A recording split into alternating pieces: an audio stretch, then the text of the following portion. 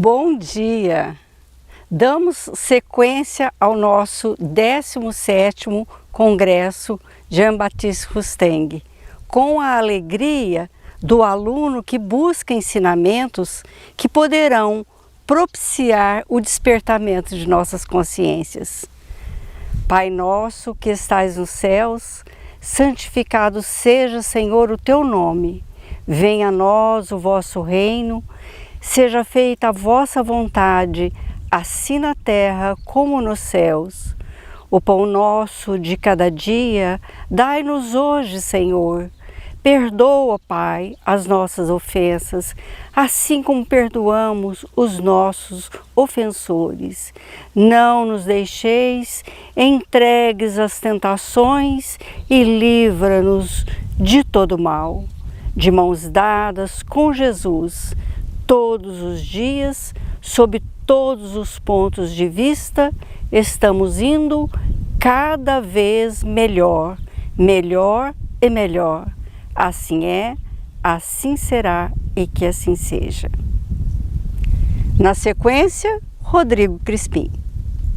Olá, amigos do Congresso Rusteng, bem-vindos a mais uma aula do nosso congresso, do nosso 17º Congresso Rusteng. É uma alegria estar de volta na companhia de vocês, agradecendo a todo o convite do pessoal de Franca, o pessoal na figura do Rui principalmente. Obrigado, Rui, pelo carinho, pelo zelo que vocês tiveram conosco. Dando continuidade então às nossas aulas, coube como tema eu falar sobre Jesus o Tabor e o esplendor do Espírito. Dentro desse tema, puxa muito dos cursos que tivemos agora, principalmente do Evangelho Interior da TV Ibis, mostrando qual o significado de algumas passagens do Evangelho do Cristo e principalmente a aplicabilidade dele para o nosso desenvolvimento moral, que é uma das principais mensagens do Evangelho. Então aqui alguns comentários, algumas pinceladas em torno do assunto, utilizando como base a obra de Rusteng. Então vamos lá? No nosso primeiro slide, queremos trazer aqui, em Vozes do Grande Além, a mensagem de Emmanuel quando ele vai discursar sobre o Evangelho. Então ele fala: é por essa razão que o Evangelho representa uma glorificada equipe de ideias de amor puro e fé transformadora, que Jesus trouxe à esfera dos homens, erguendo-os para o reino divino.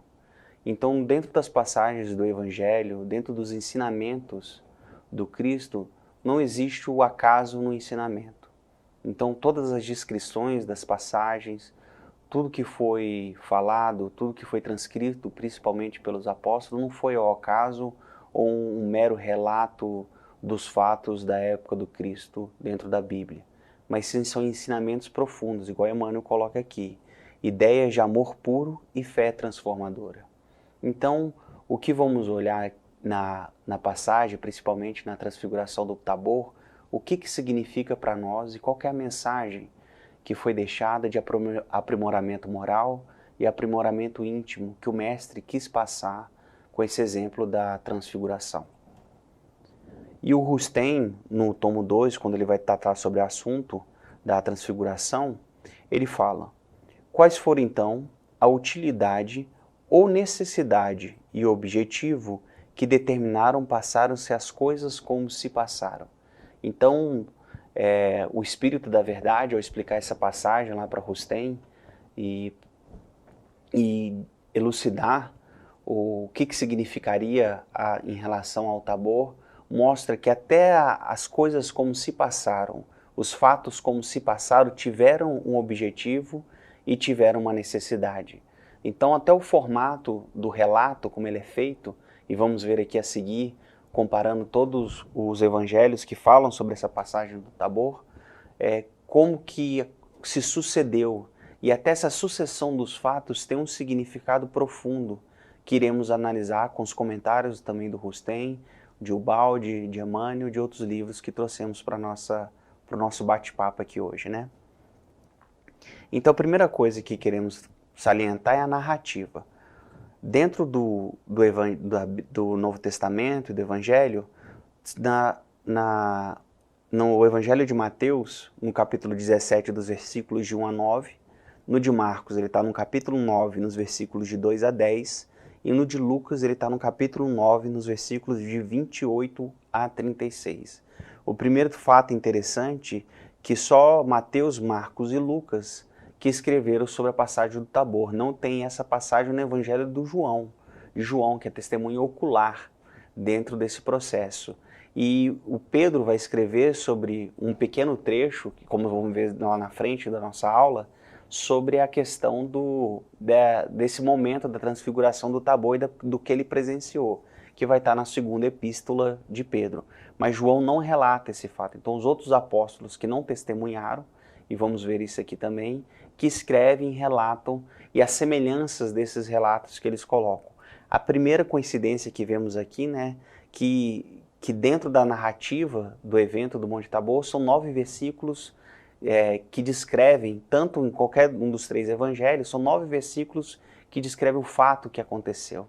Então, conseguimos colocar aqui lado a lado, e vamos ver a seguir, cada passagem e cada trecho junto, para a gente analisar os comentários e a perspectiva de cada apóstolo também, e a significação que o Espírito da Verdade traz lá na obra de Rustem.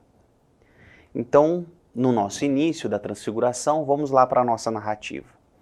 Então, lá em Mateus, é analisado que 6 dias depois, Jesus chamou a Pedro, a Tiago e a João, irmão de Tiago, e afastando-se com ele, os conduziu ao monte elevado. Então, a primeira relação que temos aqui, que foram os discípulos Pedro, Tiago e João, que presenciaram o fato, e isso também é um motivo, e levou ao monte alto. Dentro da passagem bíblica não descreve que é o Monte Tabor, mas por causa das proximidades se deduz que lá seja o monte, e ele tem um significado profundo se realmente for o Monte Tabor, e dentro da passagem do Rustem confirma, né, nos 4 evangelhos, que realmente foi o Monte Tabor que foi utilizado. Então sempre teve essa dúvida, e o Espírito da Verdade vai lá e fala, não, o Monte Tabor é onde aconteceu a transfiguração. Então dentro dessa visão, vamos primeiro analisar por que é o monte. Olha o que o Junito de Souza Brandão traz lá em mitologia grega. É pelo centro, local sagrado que o divino se manifesta, por hierofania, isto é, camuflado, disfarçado, metamorfoseado ou por epifania, quer dizer, de forma direta, que é o caso que aconteceu aqui na transfiguração do Cristo. Esse centro do mundo as mais das vezes, figurado por uma elevação, montanha, colina, pilar, pedra, árvore ou onfalos, que é o umbigo, né? Então ele está mostrando já desde o início que dentro dessa passagem, se a gente for analisar do Cristo, está mostrando que isso é o centro do mundo, ou seja, isso é o centro da existência, é o centro ao qual nós temos que nos atentar, e por isso que vai para o monte, sobre o monte para essa manifestação. Dando sequência também, o Junito traz que na Palestina a palavra Tabor talvez signifique Tabor, isto é, umbigo, ou seja, até o nome do monte não é uma coincidência, é o significado profundo, ou seja, desse centro, por isso que traz aqui na palavra umbigo, que é o mesmo que o Junito vai colocar lá onde acontecem as manifestações, né, do sagrado e do divino, sempre é no monte, sempre no local mais elevado, de elevação, para mostrar que na matéria acontece também todo o simbolismo da parte que o espírito, ou seja, daquilo que está acontecendo na fase do espírito. E aqui o Junito ainda completa que, porém, não se trata de um centro mítico, se trata, na verdade, de um centro mítico e não geográfico. Se ele é único no céu, é múltiplo na terra. Ou seja, ao mesmo tempo que ele mostrando que é um centro mítico, ele é único no céu, ou seja, tem uma direção única, ele é múltiplo na terra. E por que ele vai ser múltiplo na terra? Se formos pegar então a questão da queda, como o ser se fragmentou em vários pedaços menores, então os centros estão espalhados. Então aqui ele já mostra desde cara que é um processo evolutivo individual e ele é múltiplo, ou seja, tem vários caminhos, mas ele segue para um único objetivo, para um único centro.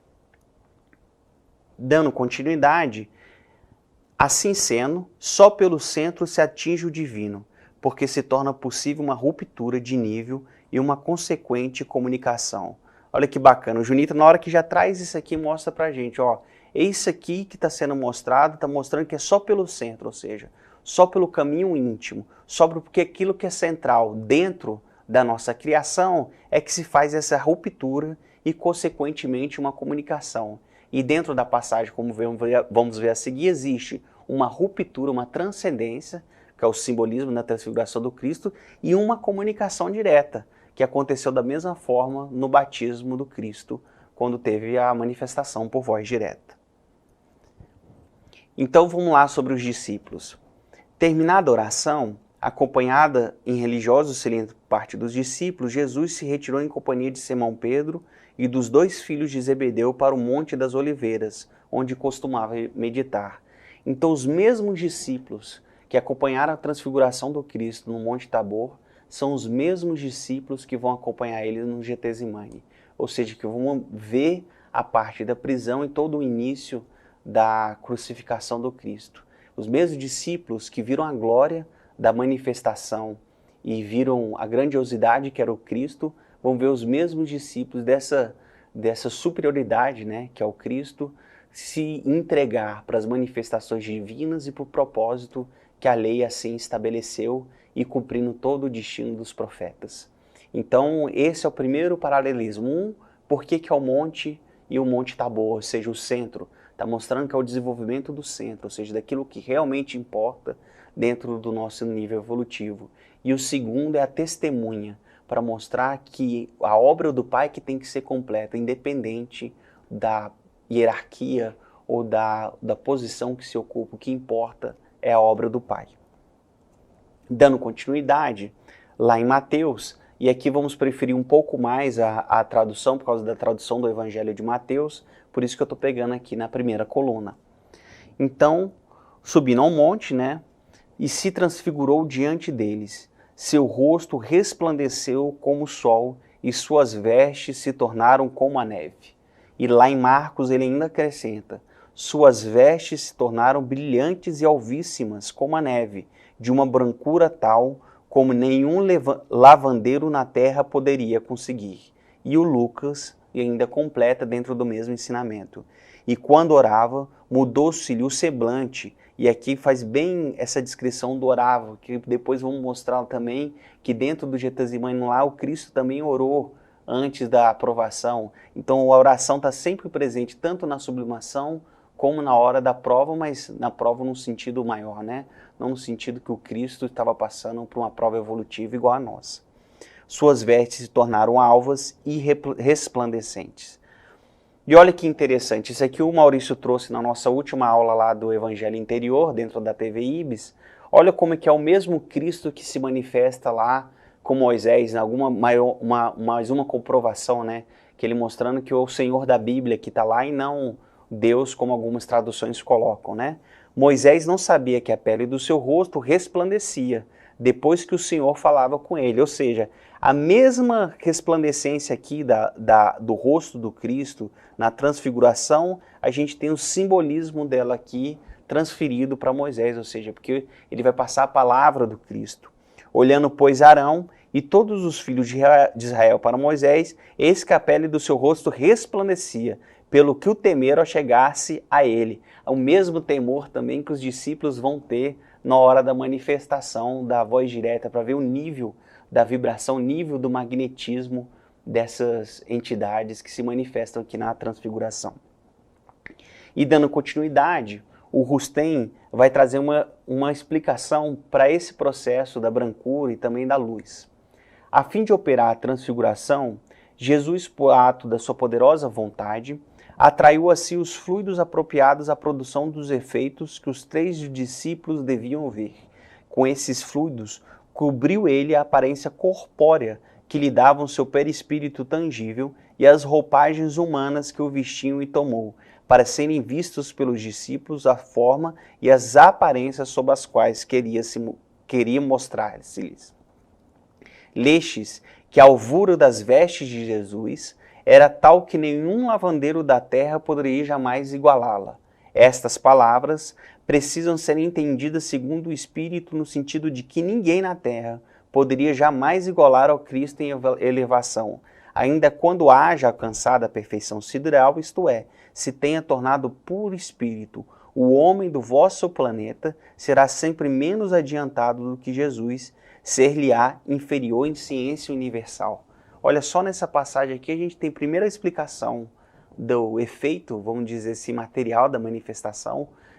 O Cristo ainda não resplandeceu em toda a sua glória, porque isso só vai ocorrer depois. Então ele se envolve dos fluidos para mostrar uma parte ainda da hierarquia que ele possuía. E aqui o Rustem ainda coloca com o Espírito da Verdade explicando que esse simbolismo significa que ninguém, por maior que alcance a perfeição sideral e torne-se espírito puro, vai estar superior ao Cristo, ou seja, sempre vai estar inferior ao Cristo. E olha que legal, quando os apóstolos vão descrever esse movimento, falam que era branco como a neve.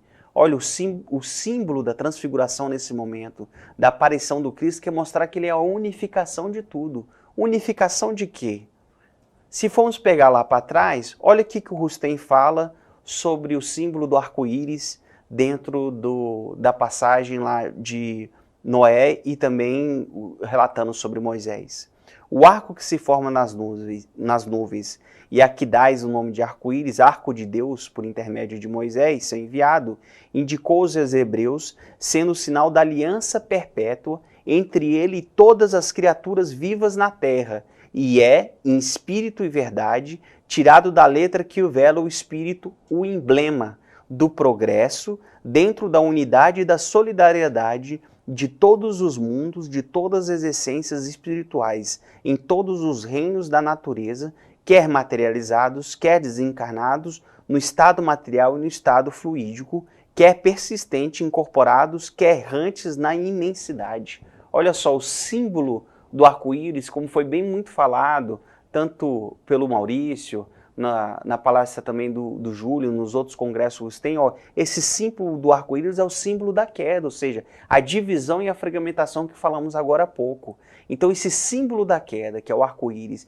e ao mesmo tempo o símbolo da união e do progresso, o Cristo, a mostrar que ele é o branco, um branco que jamais existiu, ele quer mostrar que ele é o caminho, a unificação de todas as cores. A unificação de todos os caminhos que podem ser tomados. Ou seja, ele é o centro, é a junção de todas essas cores. E ainda Rustem lá acrescenta, o emblema da marcha ascendente, unissolidária de todos os mundos e de todas as essências espirituais e de todos os graus de escala. Ou seja, o Cristo é a unificação, nesse exemplo, e solidário de todas as coisas, de todas as essências espirituais e todos os graus da escala.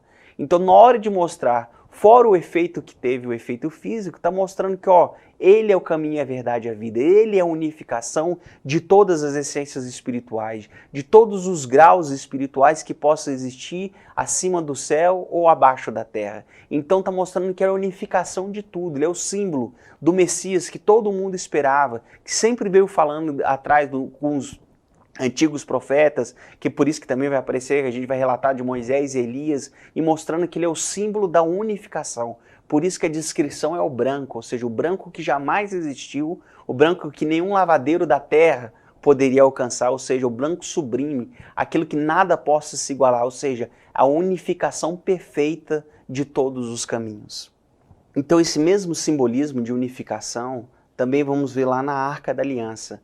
Ou seja, o Maurício, lá na nossa 10ª aula, primeira parte do nosso curso do Evangelho Interior, deu algum spoiler, né, falando que eu ia citar um pouco aqui dentro da nossa aula, então mostrando que esse símbolo de unificação também está lá na arca. Dentro da arca estão lá os 10 mandamentos. É o primeiro símbolo da corporificação do Cristo. E olha lá o que ele traz, lá em Êxodos. Também farão uma arca de madeira de acácia, o seu comprimento será de 2,5 côncavos, e a sua largura de 1,5 côncavo e de 1,5 covado a sua altura. E cobri-la-á de ouro puro por dentro, e farás sobre ela uma coroa de ouro ao redor. E todas as medidas dentro dessa água vai existir a proporção áurea. E por isso que coloca aqui do ouro puro, aquilo que é mais sagrado.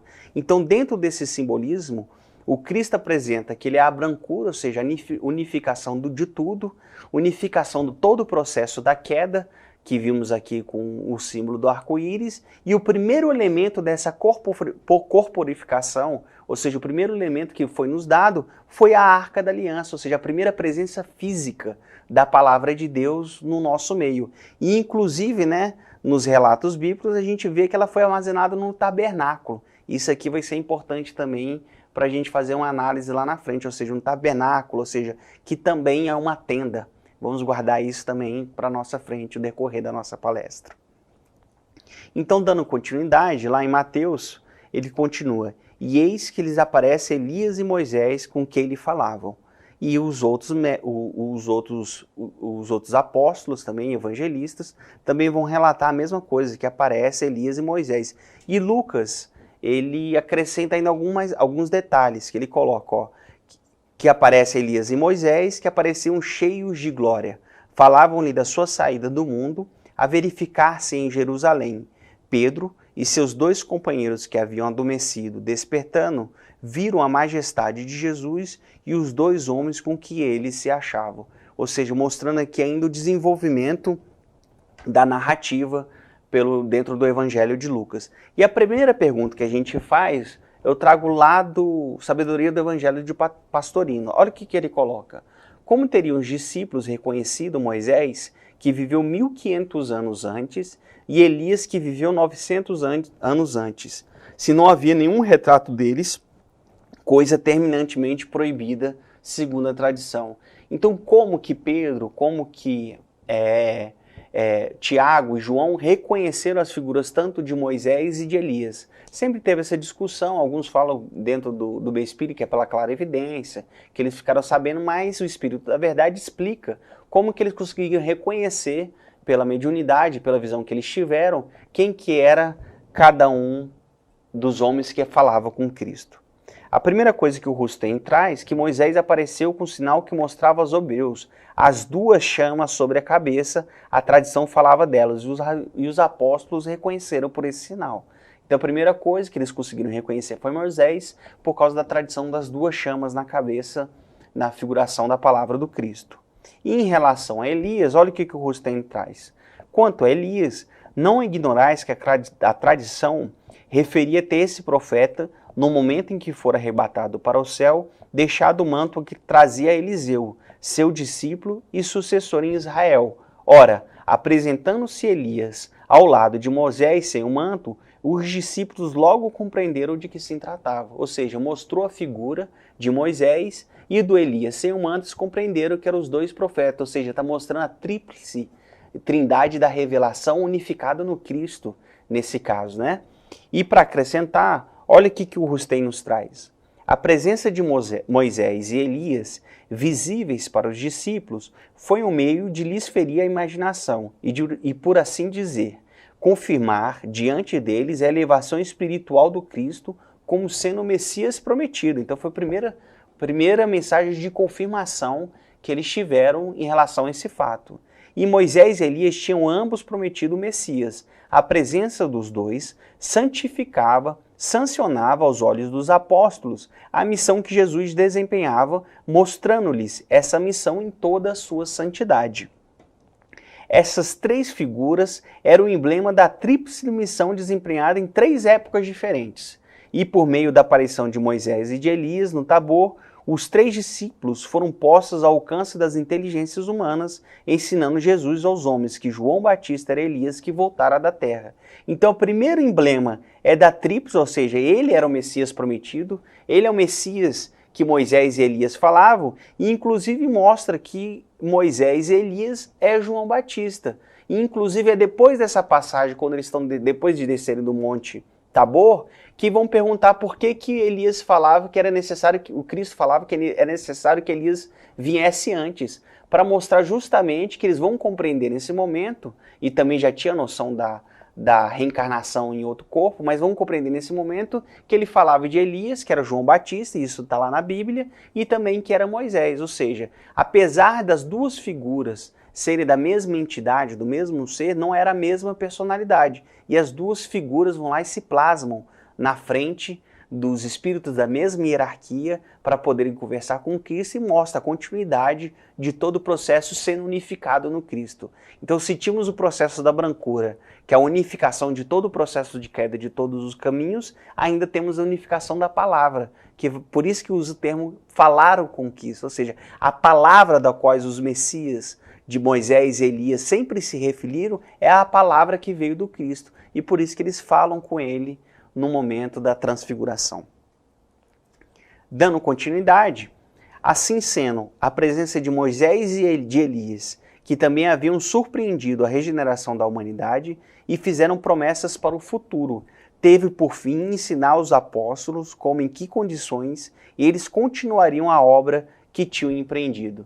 Então teve 3 significações, né? Mostrando a continuidade, mostrando a brancura e ainda mostrar a continuidade de todos os trabalhos dos apóstolos que eles deveriam seguir. Ou seja, o testemunho daquilo que eles deveriam obedecer e aqueles que eles deveriam seguir.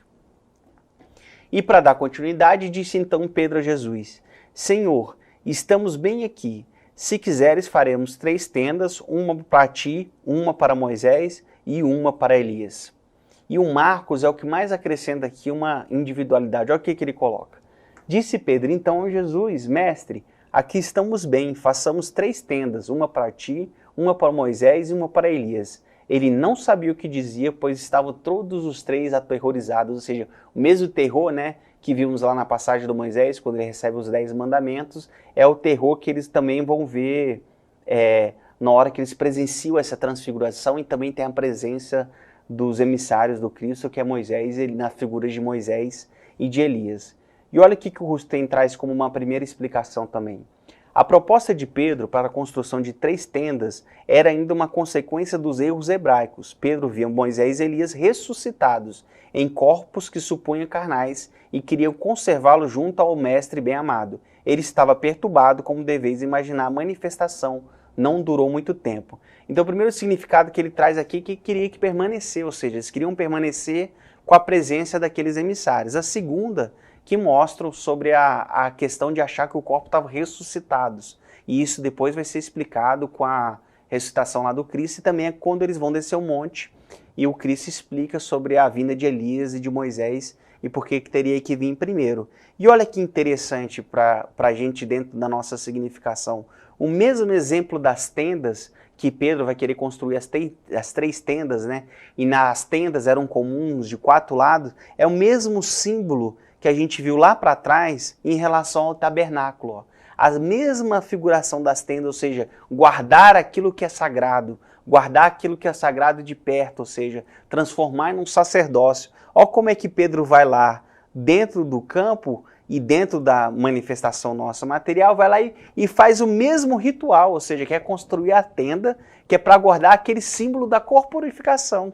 Ou seja, que é uma tenda para cada símbolo daquele, ou seja, uma tenda para Moisés, uma tenda para Elias e uma tenda para o Cristo, mostrando que não sabia o que falava, não só dentro do campo achando que eles estavam ressuscitados, mas mostrando que o símbolo agora do corpo do Cristo transfigurado era muito maior, que aquela fase de guardar a arca, né, que era o primeiro momento que veio com a missão de Moisés, a construção do tabernáculo, aquele símbolo ficou muito maior, que é o símbolo da transfiguração e da unificação, ou seja, não sabia o que falava, ainda a gente tenta transformar o que é superior em algo ainda material, palpável, para a gente tentar compreender. E dando continuidade, olha aqui, Pedro ainda falava quando uma nuvem luminosa os cobriu e uma voz que da nuvem saía disse: Este é meu filho dileto, e que é imposto todas as minhas complacências, escutai-o. Lá em Marcos, uma nuvem se transformou e os cobriu, e dele uma voz saiu dizendo: Este é meu filho muito amado, escutai-o. E ainda em Lucas tem a complementação, quando ele ainda falava, veio uma nuvem e os cobriu, e como a nuvem os envolvesse, amedrontaram-se, e uma voz saiu da nuvem dizendo: Este é meu filho bem amado, escutai-o. Olha aqui a coincidência das palavras escritas aqui dos evangelistas, ó, todos relataram da mesma forma, ou seja, veio uma nuvem, veio de voz direta. Você vê a força que foi essa manifestação dentro do, vamos dizer assim, dentro do campo da memória daqueles que testemunharam esse movimento. E se formos pegar o paralelismo, ó, essa mesma voz direta, essa mesma voz, fala essa mesma frase para o Cristo na hora do batismo dele. Vamos lá ver? E sendo Jesus batizado, saiu logo da água, e eis que se lhe abriram os céus, e viu o Espírito de Deus, ó, mostrando aqui essa interpretação, o Maurício já abordou, né, dentro do nosso curso do Evangelho Interior, falando aqui que não é o Espírito em si só de Deus, mas de um grau hierárquico, que podemos dizer assim, vamos colocar um Cristo multi-universal, multissistêmico, né? Não sabemos ainda para poder interpretar, descendo como pombo e vindo sobre ele, e eis que uma voz do céu dizia: esse é meu filho amado, com quem me compraz. Ou seja, no mesmo momento que ele faz a transfiguração, tem a manifestação da voz direta, que é no mesmo momento do batismo, ou seja, é a confirmação direta de quem que seria o Messias e de quem que seria o propósito dele, e qual que seria o propósito dele. E Rustem, ainda para acrescentar, coloca: a voz que saiu da nuvem que disse ainda presentes Moisés e Elias, ó, mostrando, porque alguns textos bíblicos falam que já não estava mais lá, mas eles ainda estavam presentes durante a manifestação da voz divina, embora as suas figuras já começassem a apagar-se, como que resumido-se pelo afastamento: este é meu filho bem amado, em que pus todas as minhas complacências, escutai-o. Afirmava desse modo, em nome do onipotente Pai, a missão de Jesus como sendo o Cristo, Filho de Deus vivo, o Cristo de Deus, o Messias prometido. Então, o apogeu da manifestação da unificação, ou seja, quando mostra toda a transfiguração, mostra toda a brancura que jamais existiu, mostra toda a luz que é o Cristo, a manifestação ainda acontece para mostrar: ó, esse é meu filho bem amado, escutai-vos. Que é para dar a certeza que aquele era o Messias que tanto Moisés como Elias haviam falado. E olha aqui que a gente chegou na epístola de Pedro, ou seja, das pessoas que testemunharam a transfiguração no Tabor, só o Pedro que relatou. Olha o que o Pedro coloca: porque não vos fizermos saber a virtude e a vinda de nosso Senhor Jesus Cristo, seguindo fábulas artificialmente compostas, mas nós mesmos vimos a sua majestade. Aqui, ó, Pedro atestando o que aconteceu lá no Monte Tabor, porquanto ele recebeu de Deus Pai honra e glória, quando da magnífica glória lhe foi dirigida a seguinte voz: este é meu filho amado, em que me tenho comprazido. E ouvimos essa voz dirigida do céu, estando nós com ele no Monte Santo, ou seja, lá no Monte Tabor, mostrando que isso não é fábula artificialmente composta. Eles presenciaram e viram a magnitude, a glória que era o Cristo. E dando continuidade, lá em Mateus, ouvindo isso, os discípulos caíram de rosto em terra, presos de grande temor. Jesus se aproximou, tocou-os e lhe disse: levantais e não temeis. Erguendo então os olhos, eles ninguém mais viram, senão somente a Jesus. E aqui a gente tem o final da transfiguração. Ou seja, trazendo aqui na parte do Lucas, ó, enquanto a voz falava, Jesus estava só, mostrando essa parte que o Rustem traz, que o Moisés e Elias foram desaparecendo à medida que a voz foi sendo falada. E dando continuidade, quando desciam do monte, Jesus lhe fez esta recomendação: não falais a pessoa alguma do que vistes, até que o Filho do Homem tenha ressuscitado dentre os mortos. E Marcos vai lá e ainda acrescenta: quando desciam do monte, Jesus lhe ordenou que a ninguém falasse do que tinham visto, até que o Filho do Homem houvesse ressuscitado dentre os mortos.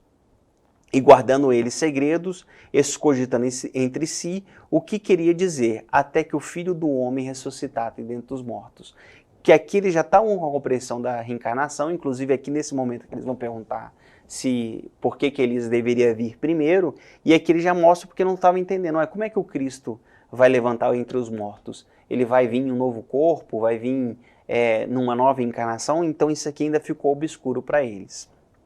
E o Rustem, para explicar essa passagem, por que Jesus proibiu, para eles não se manifestarem até que passasse depois a crucificação e a ressurreição, olha o que o Espírito da Verdade traz. Jesus proibiu a Pedro, Tiago e João que não falasse a pessoa alguma do que tinham visto, até que ele houvesse ressuscitado dentre os mortos. Porque se os discípulos divulgassem imediatamente os fatos que presenciaram antes do ocorrido, o reaparecimento, a chamada ressurreição do mesmo Jesus, ninguém lhes daria crédito. E é justamente o que acontece com Maria de Magdala, né? Na hora que ela vai falar com os discípulos, que ela viu o Cristo ressurgido, nenhum acreditou. E é justamente esse símbolo aqui que ele não queria que acontecesse. Por isso que ele pede para falar depois, para que as pessoas não descressem no momento da ressurreição e cumprissem as palavras que foram ditas. Ou seja, para que eles guardassem. E João guardou tão bem, né, que João nem cita no próprio evangelho dele. E Pedro só vai citar lá nas epístolas e contar sobre do Monte Tabor. E os outros discípulos daquilo que foram relatados para eles, e de Lucas, pelo que a gente viu, do evangelho recebido por Maria. Então, qual que é o ensinamento? Ora, volta aqui para mim, Rodrigo, por favor. Então, vimos que o Monte Tabor significa o símbolo da unidade, é o símbolo do centro, ou seja, daquilo que mais representa a nossa existência, aquilo que mais representa o centro daquilo que nós somos. Então, ele é o primeiro símbolo.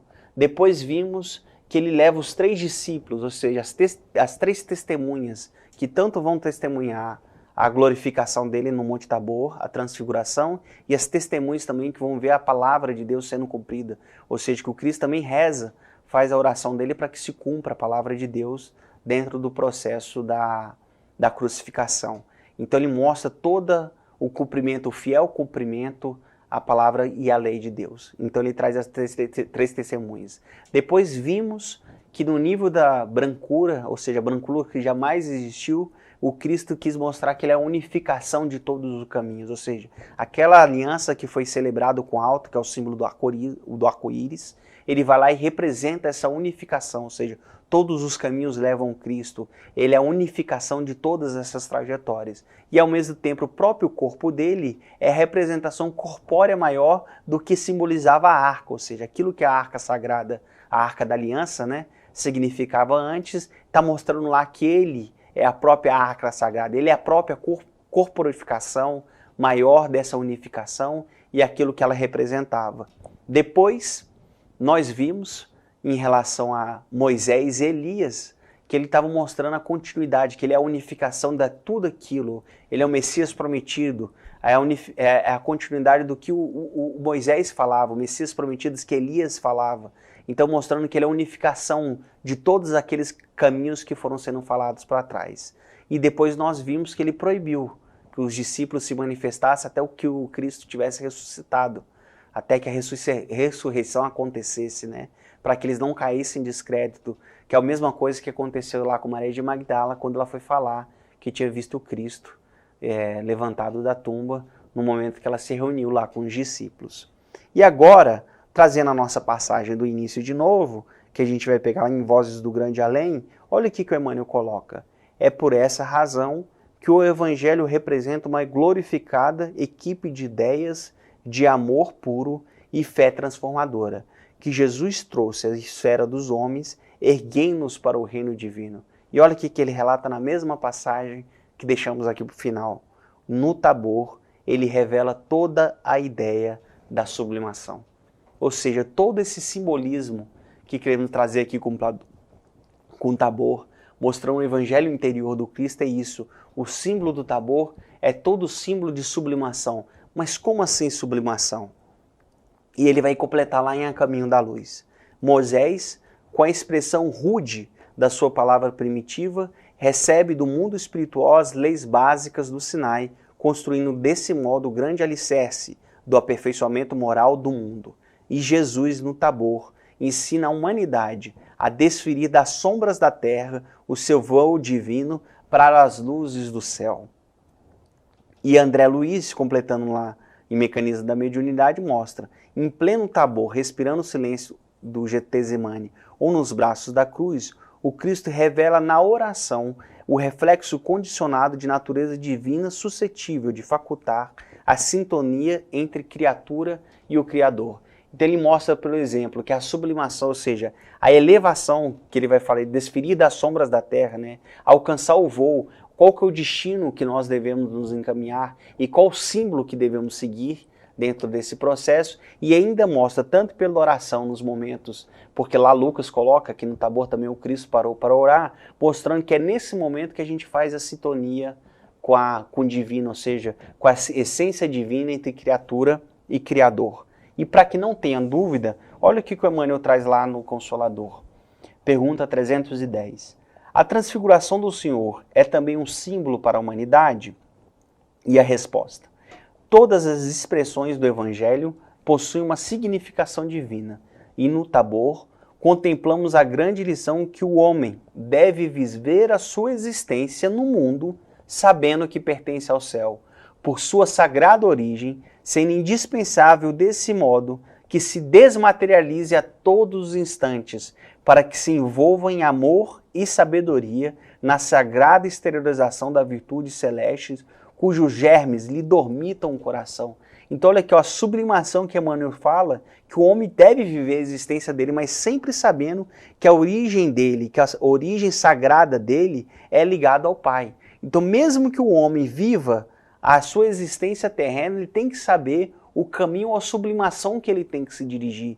E ele pode, se ele quiser, se desmaterializar a todos os instantes, ou seja, a todos os instantes, para o momento da oração, ele pode entrar em conexão. O que é se desmaterializar aqui? Ele sair da parte mais rudimentar, da parte mais material que a mente humana, que o corpo carnal que a gente vive. E em conexão por onde? Por meio da oração. Para que se desenvolva o que dentro dele? O amor e a sabedoria na sagrada exteriorização da virtude celeste. Olha aqui que o Emmanuel ainda coloca que a virtude é celeste, não do homem, cujos germes lhe dormitam no coração. Ou seja, por esse despertar, é por essa sublimação e principalmente por meio da oração que os germes das virtudes celestes podem despertar no coração do homem. E para que não tenha dúvida, olha aqui que o Carlos Pastorino também contribui dentro desse ensinamento na Sabedoria do Evangelho no volume 4. O episódio da transfiguração torna-se por tudo isso um dos pilares fundamentais da mística cristã, uma das provas basilares da realidade do mundo espiritual que somos nós, esse microcosmo que é a redução finita de um macrocosmo infinito, incompreensível ao nosso intelecto personalístico, esse minuto segundo, ponto físico euclidiano que é uma projeção descrita da eternidade, inconcebível ao nosso cérebro físico. Então, dentro do símbolo da transfiguração, e olha, a transfiguração aconteceu no momento eles viram a imagem de Messias e Elias, no mesmo momento depois eles viram a manifestação da voz direta e ela acabou num instante, mostrando que a sublimação ela pode acontecer no instante, assim que o homem conseguisse religar novamente ao Pai. E para que não tenha dúvida, lá o Balde traz para a gente um destino seguindo Cristo, o impulso evolutivo em direção ao sistema leva o indivíduo a avizinhar-se sempre mais do seu próprio paradigma, isto é, até porque a evolução é um processo de unificação. Olha o símbolo da unificação do branco que a gente viu lá em relação à manifestação da transfiguração no Tabor.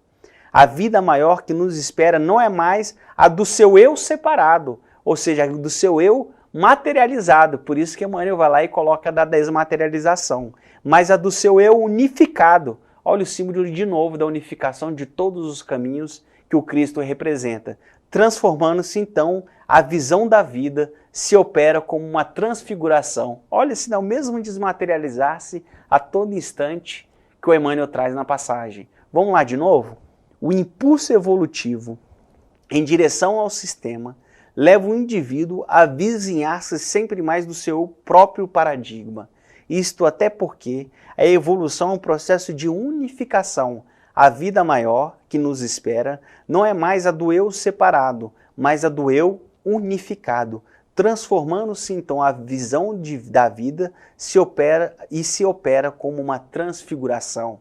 A medida fechada do nosso pequeno eu, para nós tão grande, dentro do qual vivemos, torna-se um tipo de existência restrita, como se fosse um cárcere, isolado do pulsar imenso da vida toda do organismo universal. Então esse que é o símbolo da transfiguração, mostrando a sublimação que mesmo vivendo aqui nesse mundo, mesmo que a gente tenha as provas pelos débitos do passado, não é por isso que a gente não tem a ligação Não é por isso que a gente não tem a ligação com o Criador, que o meio que temos é a fé e a oração. Fica aqui um pouco então da nossa aula, um pouco então do nosso papo. Quero agradecer mais uma vez a presença de vocês e tenhamos uma boa continuidade no nosso congresso. Obrigado.